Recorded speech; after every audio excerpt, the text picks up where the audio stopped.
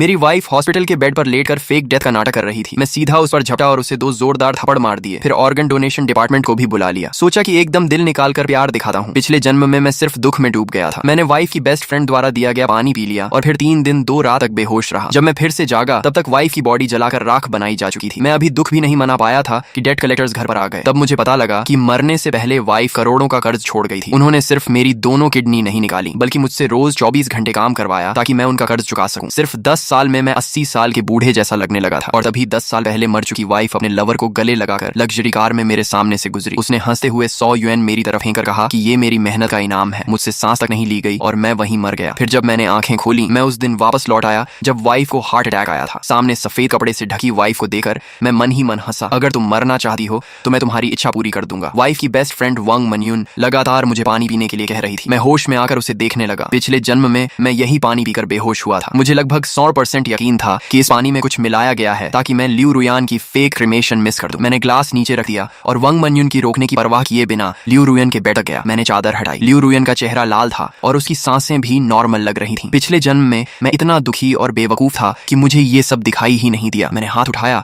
और एक जोरदार थप्पड़ उसके चेहरे पर मार दिया। लियू रुयान जरा भी नहीं हिली। लगता था कि वो पकड़े जाने के डर से पूरी एक्टिंग कर रही थी। वांग मनयून चिल्लाई। उसे लगा कि मैंने लियू रुयान की फेक डेथ पकड़ ली। जीजा जी आप गुस्से में ऐसा नहीं कर सकते। मैं लियू रुयान को बेरहमी से पीटता रहा। वांग मनयून की हालत देखकर लग रहा था कि वो अभी फट पड़ेगी। मैं रोते हुए बोला, मैंने तुमसे कहा था ना रात भर मत जागा करो, हेल्थ का ध्यान रखो। तुमने मेरी बात क्यों नहीं मानी? अब मुझे अकेला छोड़कर चली गई। मैं क्या करूंगा? वांग मनयून हकी बकी रह गई। मैं उससे बहस करने के मूड में नहीं था, इसलिए सीधा फोन निकालकर कॉल लगाया। हेलो, यहाँ ऑर्गन डोनेशन करना है। अभी अभी डेथ हुई है, जल्दी आइए। वांग मनयून रोकना चाहती थी लेकिन अपनी पहचान की वजह से कुछ नहीं बोली और जल्दी से किसी को मैसेज भेज दिया। कुछ ही मिनट में ऑर्गन डोनेशन वाले लोग पहुंच गए। मैंने दुखी चेहरा बनाकर कहा, मेरी वाइफ बहुत दयालु इंसान थी, उसकी अचानक मौत हो गई। मैं चाहता हूँ कि उसका जीवन किसी और के काम आए। स्टाफ भावुक होकर बोला, सर आप बहुत महान हैं, बताइए कौन सा ऑर्गन डोनेट करना है? मैंने गहरी सांस लेकर कहा, मेरी वाइफ हार्ट अटैक से मरी है। मुझे नहीं पता कौन सा ऑर्गन अभी काम का है। आप बॉडी खोल कर देख लो, जो काम का लगे निकाल लो। अगर कुछ भी इस्तेमाल लायक ना हो तो बॉडी मेडिकल स्कूल को दे देना। वांग मनयून तुरंत चिल्लाई, नहीं जीजा जी, रुयान दीदी कभी ऑर्गन डोनेशन नहीं चाहती थी। उन्होंने खुद मुझे बताया था, हमें उनकी आखिरी इच्छा का सम्मान करना चाहिए। मैंने शांत होकर कहा, मनयून मैं रुयान का हस्बैंड हूँ, ये फैसला लेने का हक मुझे है। तुम सिर्फ उसकी फ्रेंड हो और तुम खुद डॉक्टर हो, क्या लोगों की जान बचाना नहीं चाहती? ऑर्गन डोनेशन वाले लोग भी बोले, हाँ डॉक्टर वांग कृपया रास्ता दीजिए। वांग मनयून बेचैन होकर इधर उधर भागने लगी। तभी लियू रुयान की माँ डू शॉमिन भागती हुई पहुंची। उसके बालों में सलोन के कर्लर अभी भी लगे हुए थे। उसने लियू रुयान को सही सलामत देखा तो राहत की सांस ली, लेकिन अगले ही पल मुझे जोरदार थप्पड़ मार दिया। निकम्मे आदमी, मेरी बेटी तुमसे शादी करके बर्बाद हो गई, वो मर गई और तुम उसकी बॉडी काटना चाहते हो। आखिर में ऑर्गन डोनेशन वाले लोग मजबूर होकर चले गए। वांग मनयून ने राहत की सांस ली और फिर लियू रुयान को सफेद कपड़े से ढक दिया। डू शॉमिन सोफे पर बैठकर मुझे लगातार गालियां देती रही। मैंने सिर झुकाकर कहा, माँ मुझसे गलती हो गई, लेकिन वो चिल्लाई, अभी के अभी यहाँ से निकल जाओ, मैं खुद अपनी बेटी को क्रिमेशन के लिए ले जाऊंगी। मैं तुरंत चुप हो गया और वांग मनयून द्वारा दिया गया वही पानी डू शॉमिन को दे दिया। वो लगातार चिल्लाने और टेंशन की वजह से बहुत प्यास लगी हुई थी, इसलिए उसने पूरा पानी एक सांस में पी लिया। वांग मनयून रोक भी नहीं पाई। सिर्फ 2 मिनट बाद ही डू शॉमिन गहरी नींद में गिर गई। वांग मनयून घबराकर बोली, जीजा जी आप फिर से ऑर्गन डोनेशन तो नहीं करवाना चाहते ना? मैंने सिर हिलाया और डू शॉमिन को सोफे पर सीधा लिटाकर कहा, नहीं, माँ ने मना कर दिया है तो मैं कुछ नहीं करूंगा। वांग मनयून ने राहत की सांस ली और बोली, फिर आप आंटी को इमरजेंसी में ले जाइए, मैं रुयान दीदी की क्रीमेशन संभाल लेती हूँ। मैं हल्का सा हंसा और बोला, तुम डॉक्टर हो, तुम्हें पेशेंट को देखना चाहिए और मैं हस्बैंड हूँ, क्रीमेशन मैं कराऊंगा। इतना कहकर मैंने सीधे क्रीमेटोरियम में फोन कर दिया। वांग मनयून की हालत गर्म तवे पर चींटी जैसी हो गई। वो लगातार डू शॉमिन को जगाने की कोशिश करती रही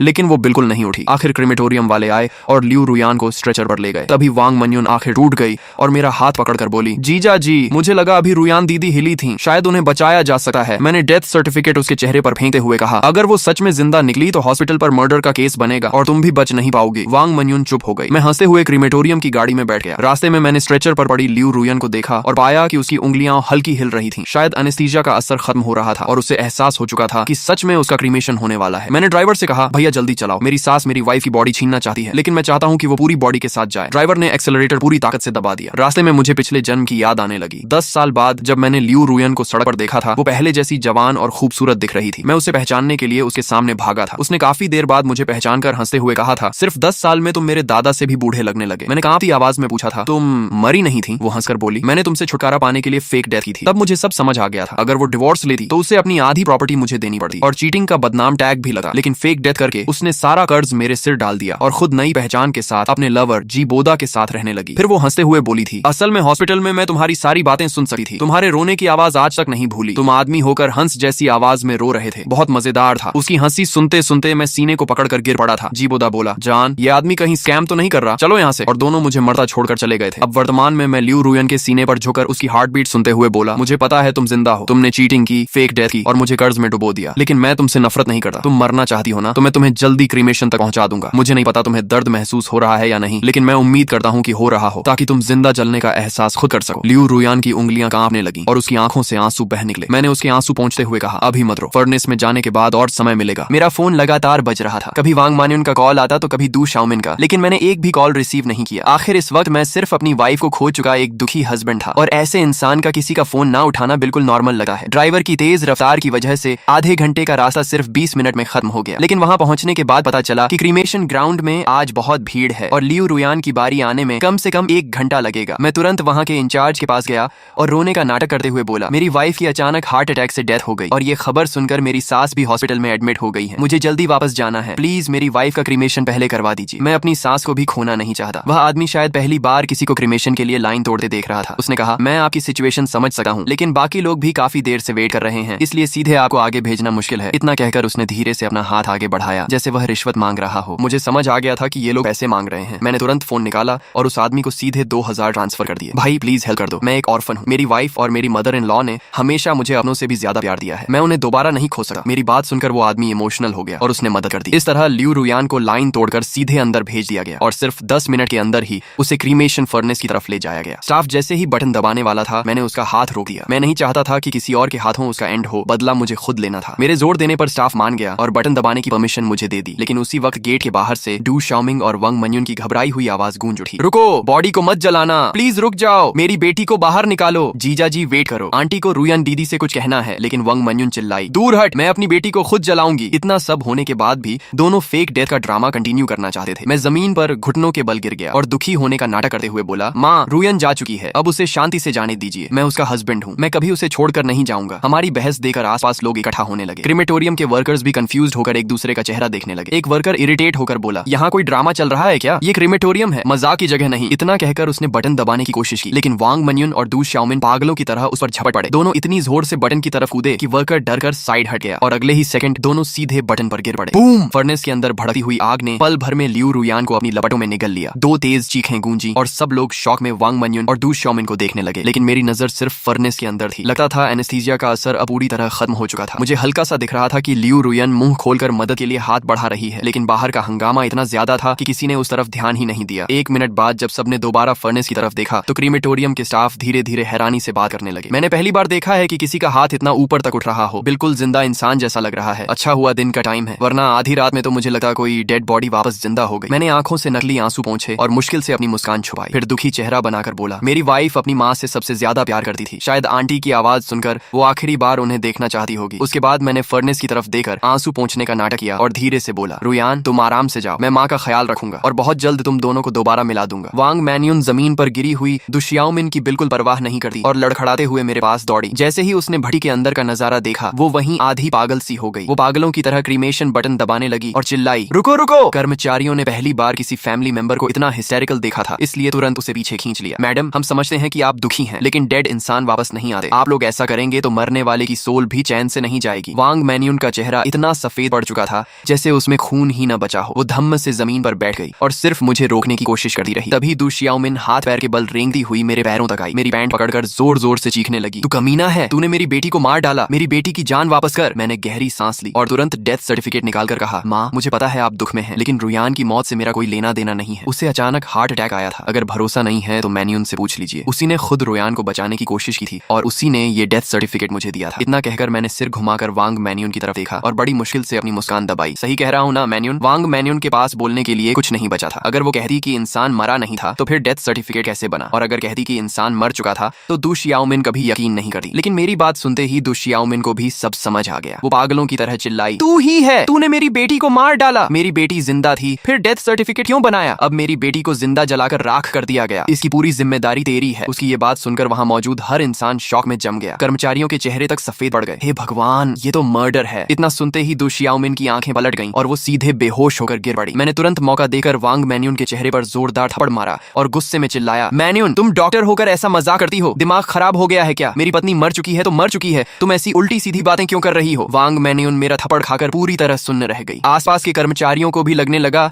कि शायद वो दुख में पागलों जैसी बातें बातें कर रही है, इसलिए सब अपने अपने काम में वापस लग गए। जब तक लियू रुयान पूरी तरह राख बन चुकी थी, मैं गुस्से और दुख का नाटक करते हुए उसकी अस्थियां लेकर क्रीमेटोरियम से बाहर निकल आया। जाते जाते भी मैंने वांग मैनयून से कहा, तुमने बेवजह माँ को इतना डरा दिया कि वो बेहोश हो गई। अब उन्हें हॉस्पिटल ले जाने की जिम्मेदारी तुम्हारी है। ऐसा नहीं था कि मैं वहां रुकर तमाशा नहीं देखना चाहता था, लेकिन मेरे पास इससे भी ज्यादा जरूरी काम थे। घर लौटे ही मैंने लियू रुयान की राख को ड्राइंग रूम में सबसे दिखने वाली जगह पर रख दिया और तुरंत लॉयर से कांटेक्ट किया। फिर मैंने उसकी कंपनी, प्रॉपर्टी और इनहेरिटेंस अपने नाम करवाने की तैयारी शुरू कर दी। पिछले जन्म में मैं दुख में इतना डूब गया था कि जब तक मुझे होश आया, कंपनी मेरे हाथ से जा चुकी थी। अगर इस बार भी मैंने जल्दी कुछ नहीं किया तो जैसे ही दु शियाओमिन होश में आएगी, वो सब कुछ हथियाने की कोशिश करेगी। लॉयर चेन, रुयान की मौत अचानक हुई है, लेकिन उसने जिंदा रहते फैमिली ट्रस्ट और ओवरसीज अकाउंट्स के बारे में कुछ बातें बताई थी। मैं चाहता हूं कि आप अपने सारे कॉन्टेक्ट्स इस्तेमाल करके 48 घंटों के अंदर उसकी असली ट्रांजैक्शन हिस्ट्री निकालें। फोन के दूसरी तरफ चेन जियानजांग थोड़ा हिचकिचाया। मिस्टर लिन, पब्लिक रिकॉर्ड्स के हिसाब से मिस लियू के नाम पर सिर्फ कुछ प्रॉपर्टीज और एक ऑलमोस्ट बैंकरप्ट कंसल्टिंग कंपनी है और साथ में करोड़ों का डेट भी। मैंने ठंडी आवाज में कहा, लॉयर चेन, लियू रुयान इतनी चालाक औरत थी कि वो डिवोर्स लेने के बजाय फेक डेथ करना ज्यादा सही समझी। इसका मतलब साफ है कि वो जिन एसेट्स को बचाना चाहती थी, उनकी कीमत उन डेट्स से कहीं ज्यादा है। सब कुछ पता लगाइए, आपकी फीस 3 गुना कर दूंगा। कहते हैं ना, ज्यादा रिवॉर्ड मिलने पर लोग जान लगा देते हैं। अगले ही दिन दोपहर में मुझे लॉयर चेन की एनक्रिप्टेड मेल मिल गई। जैसा मैंने सोचा था, बिल्कुल वैसा ही निकला। लियू रुयान अपनी तथाकथित मेडिकल कंसल्टिंग कंपनी के जरिए लंबे समय से मनी लॉन्ड्रिंग और एसेट्स ट्रांसफर कर रही थी। उसने वांग मैनयून के डॉक्टर बैकग्राउंड का इस्तेमाल करके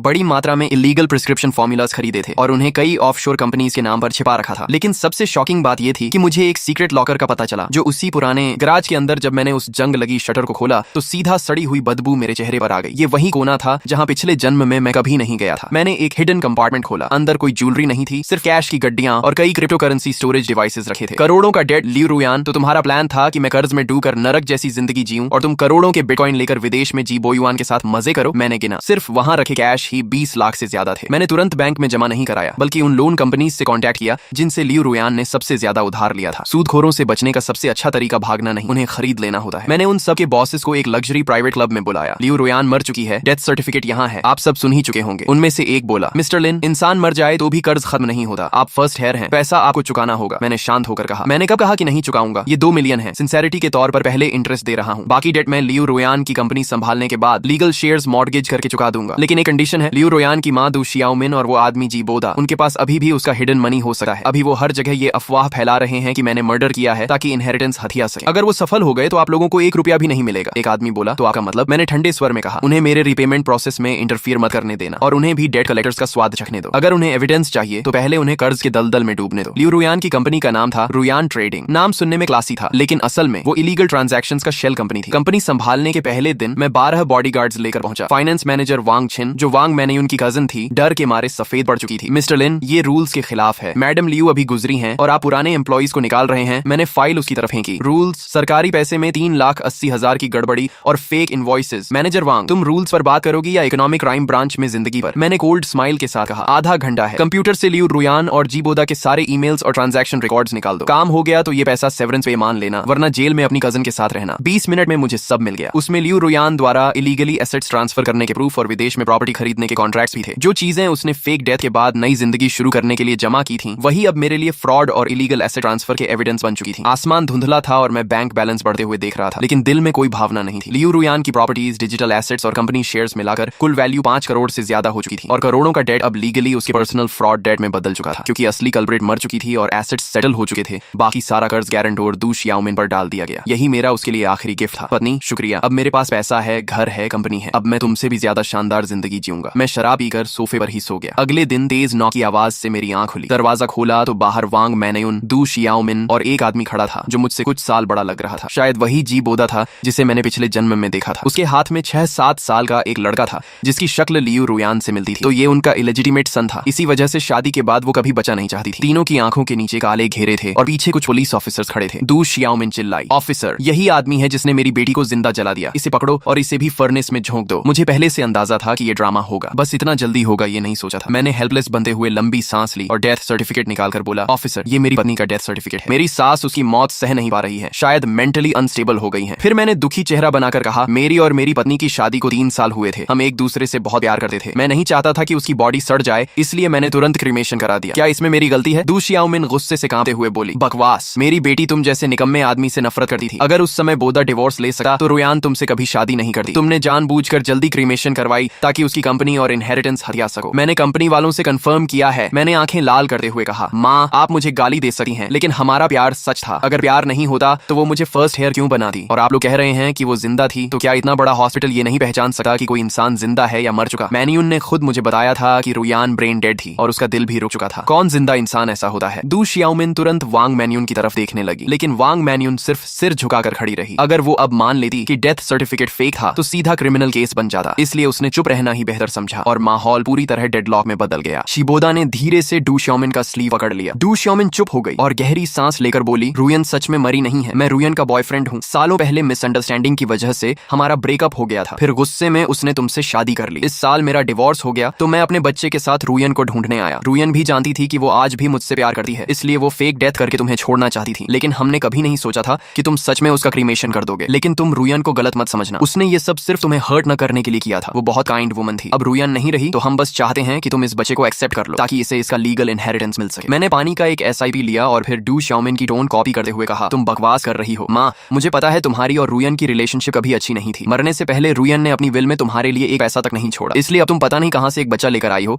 और रुयन पर झूठा इल्जाम लगाकर उसकी प्रॉपर्टी हथियाना चाहती हो। सही कहा ना? डू शियाओमिन गुस्से से लगभग फट पड़ी, लेकिन पैसों के लिए खुद को कंट्रोल करते हुए बोली, तुम झूठ बोल रहे हो। मेरी और रुयान की रिलेशनशिप बहुत अच्छी थी। ये बच्चा सच में रुयान का ही है, मुझे सब पता है। मैंने तुरंत लियू रुयान की विल बाहर निकाली और कहा, माँ अगर तुम्हारा रिश्ता इतना अच्छा था तो इस विल में तुम्हारा नाम तक क्यों नहीं है? सारी प्रॉपर्टी सिर्फ मेरे नाम क्यों है? डू शियाओमिन के पास कोई जवाब नहीं था। जिबोदा भी चुप खड़ा था क्योंकि वो खुलकर ये नहीं कह सकता था कि लियू रुयान ने मेरे नाम प्रॉपर्टी सिर्फ इसलिए छोड़ी थी ताकि सारे डेट्स मेरे सिर आ जाएं। मैंने उसके पीछे खड़े बच्चे की तरफ देखा और मन ही मन हंस पड़ा। अब समझ आया कि 3 साल तक परफेक्ट वाइफ बनने का ड्रामा अचानक क्यों बंद हो गया। असल में उसका फर्स्ट लव और बेटा वापस आ चुका था, लेकिन मुझे दुख नहीं हुआ क्योंकि मैं एक बार मर चुका था। मैंने शांत होकर कहा, अगर तुम बोल रहे हो कि ये बच्चा रुयान का है तो प्रूफ दिखाओ, जैसे लीगली अप्रूव्ड DNA टेस्ट या बर्थ सर्टिफिकेट। जिबोदा और डू शियाओमिन दोनों एक साथ बोले, कोई DNA टेस्ट नहीं है, बच्चा घर पर पैदा हुआ था इसलिए बर्थ सर्टिफिकेट भी नहीं है, लेकिन बच्चा रुयन का ही है। मैंने पुलिस की तरफ देखकर कहा, ऑफिसर अब आपको समझ आ गया ना? इन्हें पता है कि मेरी वाइफ का क्रीमेशन हो चुका है, इसलिए ये लोग एक बच्चा लेकर इनहेरिटेंस मांगने आ गए हैं। ऊपर से मुझे मर्डरर भी बोल रहे हैं, लेकिन इनकी बातों में खुद कॉन्ट्रडिक्शन है। डू शियाओमिन जल्दी से बोली, मैं बच्चे के साथ DNA टेस्ट करवा सकती हूँ। अगर मैं उसकी ग्रैंडमदर निकली तो इससे साबित नहीं होगा कि वो रुयन का बच्चा है। पुलिस ऑफिसर ने सिर हिलाया, नहीं ऐसे प्रूव नहीं होता। इससे सिर्फ ये साबित होगा कि आपका बच्चे से ब्लड रिलेशन है, लेकिन आपका और लियू रुयान का रिलेशन ऑफिशियली प्रूव नहीं होता। और अगर हो भी जाए फिर भी ये कंफर्म नहीं होगा कि लियू रुयान आपकी अकेली बेटी थी। मैं मन ही मन हंस पड़ा। असल में मैं लियू रुयान का जल्दी क्रीमेशन करवाना ही इसलिए चाहता था क्योंकि मुझे इसी सिचुएशन का डर था, और अब सच में वही हो रहा था। डू शियाओमिन और जिबोदा ने एक दूसरे की तरफ देखा, फिर जिबोदा दांत भींचकर बोला, बच्चा किसका है वो मैटर नहीं करता, लेकिन रुयान सच में जिंदा थी और इसी ने रुयान को जलवा दिया। ये मर्डरर है, इसे इनहेरिटेंस नहीं मिलना चाहिए। उसकी बात टेक्निकली सही थी, लेकिन पहले उसे ये प्रूव करना था कि मैं मर्डरर हूँ। मैं अचानक वांग मन्युन की तरफ मुड़ा और कहा, मन्युन अब तुम बताओ, रुयन जिंदा है या मर चुकी है? तुम डॉक्टर हो, तुम्हारा फैमिली भी है, सोच समझकर जवाब देना। शायद तुम्हें याद ना हो, लेकिन मुझे सब याद है। जब क्रीमेशन फर्नेस स्टार्ट होने वाला था तब तुम और माँ दोनों ने बटन दबाने से मुझे रोका था। अगर रुयन सच में जिंदा थी तो फिर तुम दोनों ही मर्डरर हुए ना? मैंने उनके रोकने वाले एक्शन को जानबूझकर मर्डर अटेम्प्ट की तरह पेश किया। डू शियाओमिन अभी तुम बकवास कर रहे हो बोलने ही वाली थी कि तभी वांग मन्युन ने दांत भींचकर कहा, रुयन दीदी सच में मर चुकी है। मैंने राहत की सांस ली, लेकिन तभी जिबोदा ने अपना फोन उठा लिया और कहा, मुझे पहले से पता था कि तुम लोग झूठ बोलोगे, इसलिए मैं प्रूफ लेकर आया हूँ। उसने फोन में वीडियो चला दी। वीडियो में जिबोदा, लियू रुयान, वांग मन्युन और डू शियाओमिन चारों सोफा पर बैठकर फेक डेथ का प्लान डिस्कस कर रहे थे। फोन से लियू रुयान की आवाज आई, उस वक्त मैं एनेस्थीसिया ले लूंगी, फिर तुम किसी तरह मेरे हस्बैंड को बेहोश कर देना, उसके बाद उसे बोल देना कि मेरा क्रीमेशन हो चुका है, काम हो जाने के बाद मैं तुम्हें 10 लाख दूंगी। लेकिन वीडियो अधूरी थी, उसमें वो प्राइवेट डिस्कशन नहीं था जिसमें ये लोग मेरे ऊपर डेट्स डालने की प्लानिंग कर रहे थे। वांग मन्युन नीचे बैठ गई, उसे समझ ही नहीं आ रहा था कि खुद को कैसे बचाए। वह घबरा कर बोली, मुझे सच में कुछ नहीं पता था। ऐसा लगा जैसे जिबोदा ने राहत की सांस ली हो। उसने कहा, मैंने तुमसे झूठ नहीं बोला, सच में तुमने ही रुयान को मारा है, इसलिए तुम्हें जेल जाना चाहिए और उसकी सारी प्रॉपर्टी आंटी की होनी चाहिए। मैं शॉक होने का नाटक करते हुए चुप रहा। थोड़ा इमोशंस बनाने के बाद मैंने बेहद दुखी आवाज में कहा, ऑफिसर मैं रिपोर्ट दर्ज करवाना चाहता हूँ। इन तीनों ने जानबूझकर मेरी पत्नी की फेक डेथ प्लान की और मुझे कुछ नहीं बताया। उस समय मैं दुख में टूट चुका था, इसलिए मुझे समझ ही नहीं आया कि मेरी पत्नी सच में मरी नहीं थी। ये दोनों जानते थे कि मैं अपनी पत्नी के ऑर्गन्स डोनेट करने वाला हूँ और उसका क्रीमेशन करवाने वाला हूँ, लेकिन इन्होंने जानबूझकर मुझे सच नहीं बताया। इन लोगों ने ही जानबूझकर मुझे मेरी पत्नी का क्रीमेशन करवाने पर मजबूर किया ताकि बाद में ये लोग किसी बच्चे को लेकर आएं और प्रॉपर्टी हड़प सके। मेरी पत्नी मर चुकी थी, इसलिए मैंने नॉर्मल प्रोसीजर के हिसाब से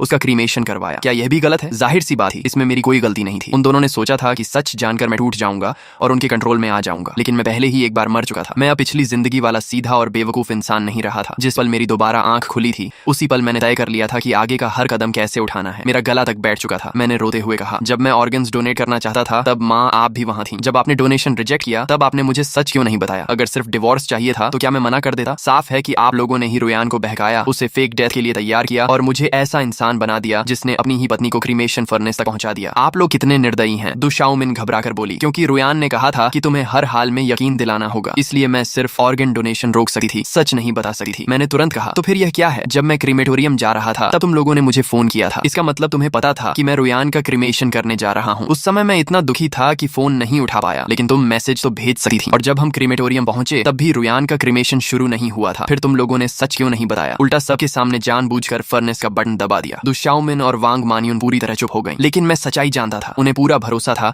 कि सब कुछ समय पर हो जाएगा। बस अगर क्रीमेटोरियम में थोड़ी देर के लिए मुझे दूर कर दें तो उनका प्लान सफल हो जाएगा। आखिर रिस्क लेकर ही तो लोग अमीर बनते हैं। आखिरकार यह पूरा ड्रामा बिना किसी नतीजे के खत्म हुआ। हर कोई अपनी अपनी बात को सही साबित कर रहा था, इसलिए पुलिस हम सबको स्टेशन ले गई और इन्वेस्टिगेशन पूरी होने तक टेम्पोरेरी कस्टडी में रखा। कुछ दिनों की जांच के बाद पुलिस को पता चला कि मैं सच में एक बेहद सीधा साधा हस्बैंड था, जिसे अपनी पत्नी के अफेयर के बारे में कुछ भी नहीं पता था। मैं कभी लियू रुयान के बिजनेस ट्रिप्स या पार्टीज के बारे में सवाल नहीं करता था, कभी उसका फोन चेक नहीं करता था। पुलिस ने मेरे नेबर्स, दोस्तों और कॉलीग्स से पूछताछ की, घर के सीसीटीवी फुटेज भी देखे और कंफर्म किया कि हम दोनों एक परफेक्ट कपल की तरह रहते थे। हमारे बीच कभी लड़ाई तक नहीं हुई थी। पुलिस को तो ये पता नहीं हो सकता था कि मैं रीबर्थ लेकर आया हूँ। मौजूदा सबूतों के हिसाब से ऐसा हस्बैंड अपनी पत्नी को अचानक क्यों मारेगा? दूसरी तरफ दु शाओमिन, वांग मानियुन और जी बोदा की बातों में ढेर सारे लूप होल्स थे। उनके पास कई मौके थे मुझे यह बताने के कि लियू रुयान जिंदा है, लेकिन उन्होंने जानबूझकर तब तक इंतजार किया जब तक उसका क्रीमेशन नहीं हो गया। खासकर वांग मानियुन और दु शाओमिन ने अपनी आंखों से लियू रुयान को फर्नेस में जाते देखा, फिर भी सच नहीं बताया और खुद बटन तक दबा दिया। भले ही वे कह रहे थे कि यह एक्सीडेंट था, लेकिन कौन यकीन करता? ऊपर से शुरुआत से ही फेक डेथ प्लान बेहद खतरनाक और सस्पिशियस थी। आखिर इन्वेस्टिगेशन का रिजल्ट यह निकला कि मैं सिर्फ एक बेगुनाह और दुखी हस्बैंड था जिसने अपनी पत्नी खो दी, जबकि बाकी तीनों पर मर्डर कॉन्स्पिरेसी का केस बन गया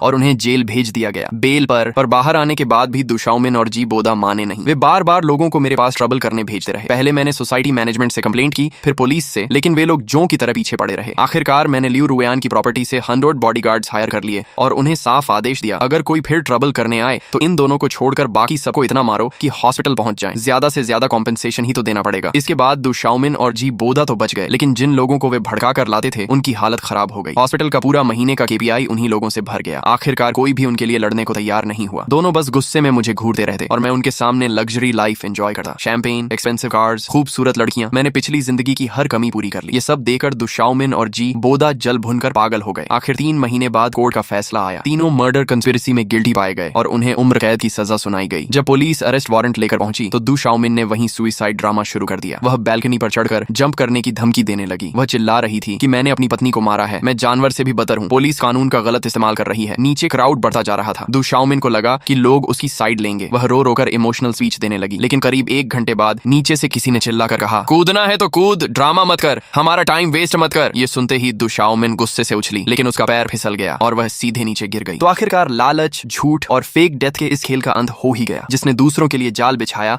आखिर में वही अपने ही जाल में फंस गया। लेकिन दोस्तों, अगर आपको ये स्टोरी इंटरेस्टिंग लगी हो तो वीडियो को लाइक और चैनल को सब्सक्राइब जरूर करना। और अब अगली वीडियो किस स्टोरी पर चाहिए ये आप लोग हमारे चैनल की कम्युनिटी पोस्ट में जाकर वोट करके डिसाइड कर सकते हो। साथ ही हमारा टेलीग्राम चैनल भी ज्वाइन कर लो, वहां आपको अपकमिंग वीडियोस, अपडेट्स और एक्सक्लूसिव कंटेंट सबसे पहले मिलेगा।